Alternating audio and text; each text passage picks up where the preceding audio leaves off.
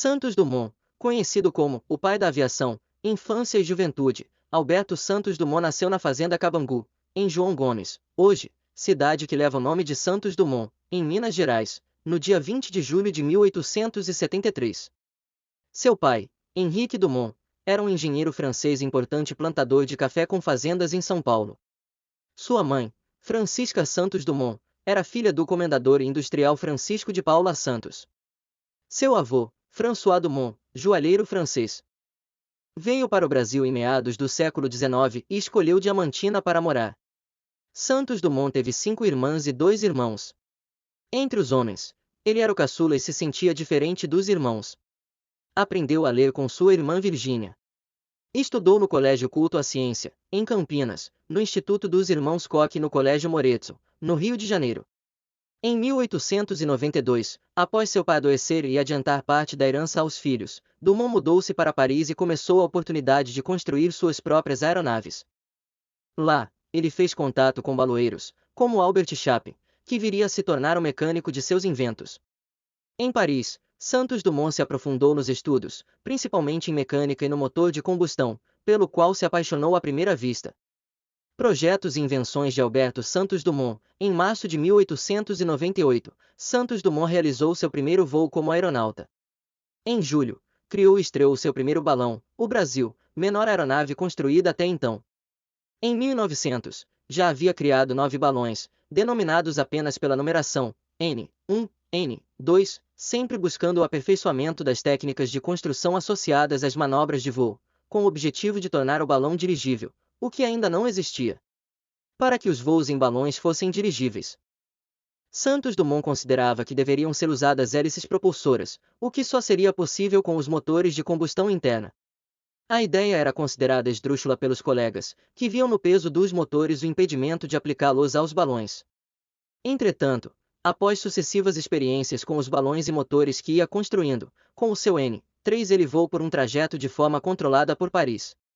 Com o seu N4, voou perante membros do Congresso Internacional de Aeronautas diversas vezes contra o vento, fornecendo a prova do trabalho necessário da hélice movida por motor a petróleo para controlar o voo. No dia 19 de outubro de 1901, Santos Dumont realizou o célebre voo com o seu dirigível N6 pelos céus de Paris, percorrendo um caminho pré-estabelecido de ida e volta em torno da Torre Eiffel, em 30 minutos. Esse voo lhe conferiu o prêmio de 100 mil francos, corrigidos para 129 mil, já que o prêmio havia sido anunciado como desafio ainda no começo do ano de 1900. O balão era movido por um motor de combustão de 20 cavalos e completamente dirigível. A ideia da aplicação dos motores de combustão para impulsionar os dirigíveis foi, gradativamente, levando Santos Dumont ao desafio de criar uma aeronave que fosse mais pesada que o ar e que fosse capaz de levantar voo por meios próprios. Surgia, junto aos seus dirigíveis, a ideia de construir um aeroplano, que viria a ser conhecido como avião. A associação entre as duas criações era tamanha que, conforme Santos Dumont disse, o próprio nome do seu protótipo mais famoso havia surgido dessa relação: dependurei o meu aeroplano em meu último balão, o N14. Por esta razão, batizaram aquele com o nome de 14 bis. 2. O 14 bis, ou Oisial de proa, ave de rapina, portava um motor de 50 cavalos de potência, fez seus primeiros voos alçado, então, por um balão. Após uma série de testes, apesar de ajudar a decolagem, Santos Dumont constatou que o balão atrapalhava o aeroplano, em função do arrasto com o vento. Após ajustes, o 14 bis havia se tornado um aeroplano de fato e realizou uma série de voos, tendo se destacado 2 deles, um no dia 23 de outubro de 1906, em que se manteve sustentado no ar por 60 metros.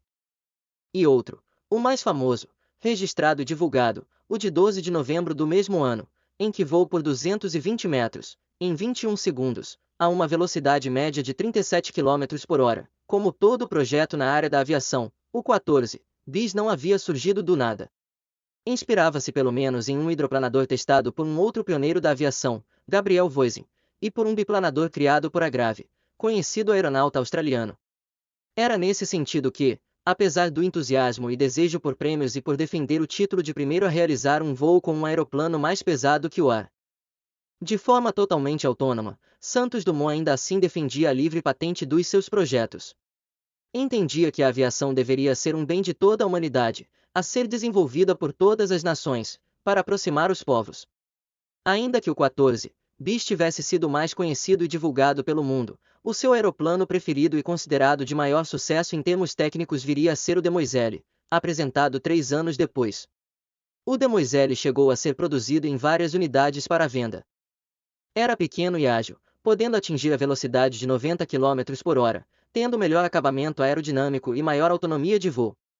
Da mesma forma que seus outros projetos, nesse Santos Dumont também abriu mão de patenteá-lo, abrindo espaço para sua reprodução e aperfeiçoamento mundo afora. Doença e morte. No dia 8 de dezembro de 1914, ao ver seu invento ser usado para bombardear a cidade de Colônia, na Alemanha, durante a Primeira Guerra, Dumont se decepcionou. No Brasil, sua tristeza aumentou quando o aeroplano foi usado para fins militares durante a Revolução de 1932, quando o exército massacrou os separatistas paulistas, com bombardeios. Com esclerose múltipla e depressão, Santos Dumont se suicidou em um hotel no Guarujá, enforcando-se com uma gravata. Para não manchar a imagem de Dumont, o governo divulgou que ele teria sofrido um infarto. Alberto Santos Dumont faleceu no Guarujá, São Paulo, no dia 23 de julho de 1932. A Casa da Rua do Encanto, número 22, Petrópolis, Rio de Janeiro, que foi residência de verão de Santos Dumont, é hoje um museu que conta com objetos originais, como livros, cartas, mobiliário etc.